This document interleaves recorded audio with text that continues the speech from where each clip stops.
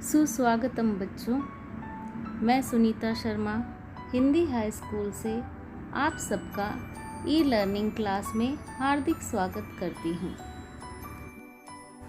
Hello बच्चों, आज हम पढ़ेंगे पाठ 5 हरित ऊर्जा की दिशा में।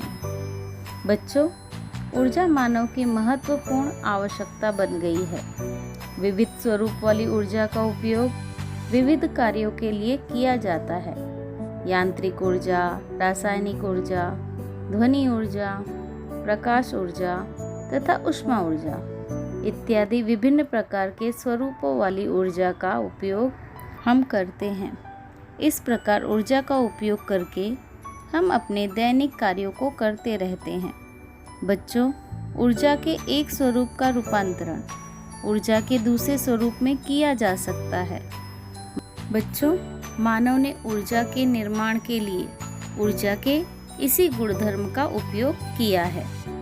बच्चों, अपने दैनिक जीवन में हम विद्युत ऊर्जा का उपयोग अनेक स्थानों पर विभिन्न कार्यों को करने के लिए करते हैं। उदाहरण के लिए विद्युत बल्ब, पंखे, इस्त्री, रेफ्रिजरेटर यानी प्रशीतक, पानी खींचने वाला pump, mobile phone, charger, television set, tape recorder, computer इत्यादि विद्युत उपकरण चलाने के लिए विद्युत ऊर्जा का उपयोग किया जाता है।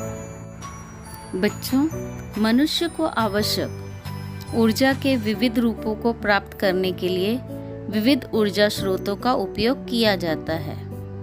बच्चों, पिछली कक्षा में हमने ऊर्जा स्रोत और उससे संबंधित विविध संकल्पनाओं का अध्ययन किया है।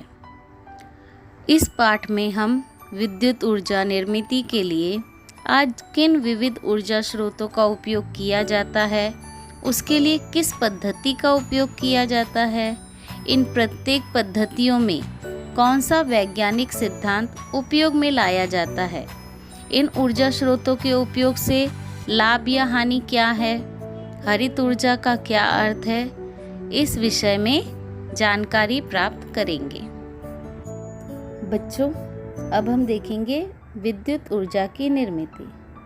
बच्चों, अनेक विद्युत निर्मिती केंद्रों में विद्युत ऊर्जा तैयार करने के लिए माइकल फैराडे इस वैज्ञानिक द्वारा खोजे गए विद्युत चुंबकीय प्रेरण इस सिद्धांत का उपयोग किया जाता है।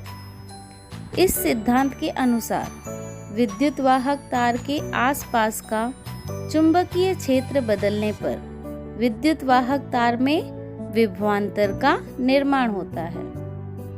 बच्चों, विद्युत वाहक तार के आसपास का चुंबकीय क्षेत्र दो प्रकार से बदला जा सकता है। विद्युत वाहक तार स्थिर हो और चुंबक घूमता रहे तो विद्युत वाहक तार के आसपास का चुंबकीय क्षेत्र बदल जाता है, या चुंबक स्थिर हो और विद्युत वाहक तार घूमती हो तो भी विद्युत वाहक तार के आसपास का चुंबकीय क्षेत्र बदल जाता है। अर्थात इन दोनों तरीकों से विद्युत वाहक तार में विभवांतर का निर्माण हो सकता है। इस सिद्धांत पर आधारित विद्युत निर्मित करने वाले यंत्र को विद्युत जनित्र कहते हैं।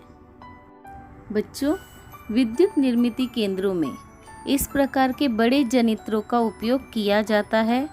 जनित्र के चुंबक को घुमाने के लिए टरबाइन का उपयोग करते हैं। टरबाइन में पाते होते हैं।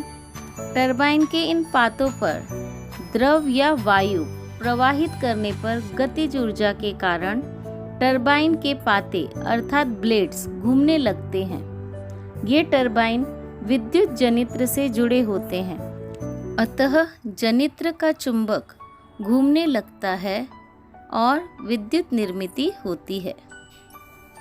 बच्चों, विद्युत ऊर्जा निर्मित की यह पद्धति इस प्रवाह आकृति द्वारा दर्शाई जा सकती है।